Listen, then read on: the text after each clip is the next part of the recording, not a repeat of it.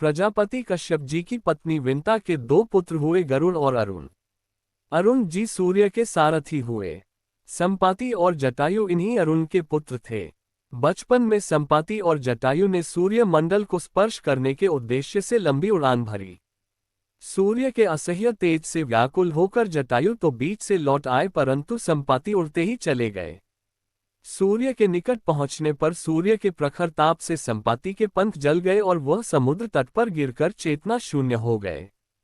चंद्रमा नामक मुनि ने उन पर दया करके उनका उपचार किया और त्रेता युग में श्री सीता जी की खोज करने वाले बंदरों के दर्शन से पुनः उनके पंख जमने का आशीर्वाद दिया।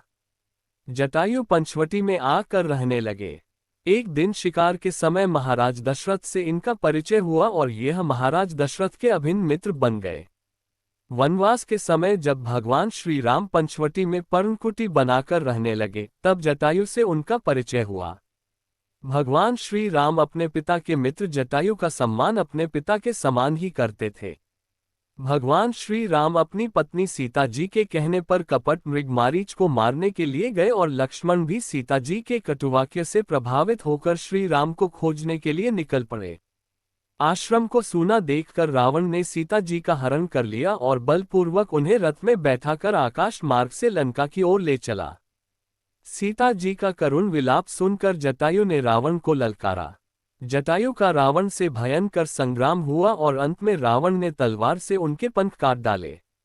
जटायु मरणासन होकर भूमि पर गिर पड़े और सीता जी को लेकर रावण लंका की ओर चला गया।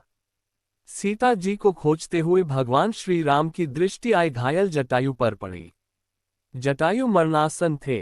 वह श्री राम के चरणों का ध्यान करते हुए उन्हीं की प्रतीक्षा कर रहे थे।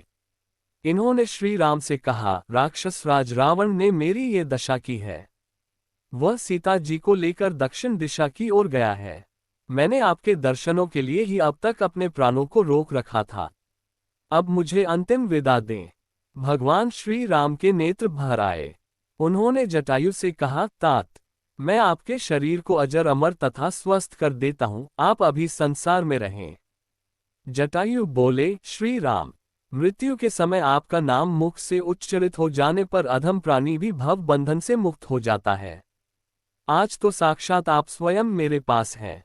अब मेरे जीवित रहने से कोई लाभ नहीं है। भगवान श्री राम ने पक्षीराज जटायु के शरीर को अपनी गोद में रख लिया।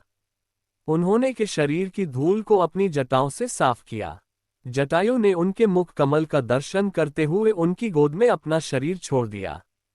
इन्होंने परोपकार के बल पर भगवान का आश्रय प्राप्त किया और भगवान ने इनकी अंत्येष्टि क्रिया को अपने हाथों से संपन्न किया। पक्षीराज जटायु के सौभाग्य की महिमा का वर्णन कोई नहीं कर सकता।